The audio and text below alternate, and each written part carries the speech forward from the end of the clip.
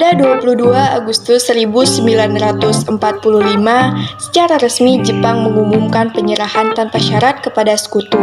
Baru pada September 1945, proklamasi diketahui di wilayah-wilayah terpencil. Keempat penguasa kerajaan di Jawa Tengah, yaitu Yogyakarta, Surakarta, Pakualaman, dan Mangkunegaran menyatakan dukungan kepada Republik Indonesia. Ada pengambilan alih kekuasaan. Antara 3 sampai 11 September 1945, para pemuda di Jakarta mengambil alih kekuasaan atas stasiun-stasiun kereta api, sistem listrik, dan stasiun pemancar radio tanpa perlawanan dari Jepang. Akhir September 1945, instalasi-instalasi penting di Yogyakarta, Surakarta, Malang, dan Bandung sudah direbut para pemuda Indonesia. Perlu diketahui juga bahwa saat berita proklamasi kemerdekaan akan disebarluaskan melalui radio, ternyata Jepang menentang upaya penyerahan tersebut. Namun, para penyiar tidak memenuhi seruan Jepang untuk meralat cerita proklamasi dan tetap menyebarluaskan berita proklamasi. Ada rapat raksasa.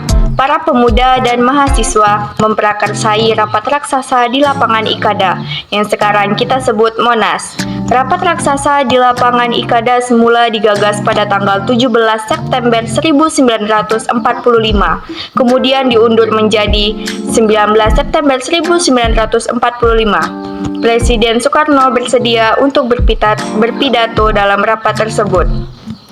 Saat itu, rakyat Jakarta juga berdatangan memenuhi lapangan Ikada untuk memperingati sebulan kemerdekaan Indonesia.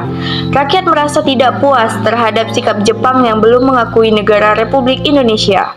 Rakyat bertekad pada dunia internasional bahwa kemerdekaan Indonesia bukan atas bantuan Jepang, melainkan tekad seluruh rakyat Indonesia. Pada 19 Agustus 1945, Sri Sultan Hamengkubuwono IX dan Sri Pakualam VII mengirim kawat ucapan selamat kepada Presiden Soekarno dan Wakil Presiden Muhammad Hatta atas berdirinya negara Republik Indonesia. Sri Sultan Hamengkubuwono IX dan Sri Pakualam VII pada 5 September 1945 mengeluarkan amanat antara lain. Yang pertama, negeri Ngayogyakarta Hadiningrat bersifat kerajaan dan merupakan daerah istimewa dari negara Indonesia. Yang kedua, Sri Sultan sebagai kepala daerah dan memegang kekuasaan atas negeri Ngayogyakarta Hadiningrat.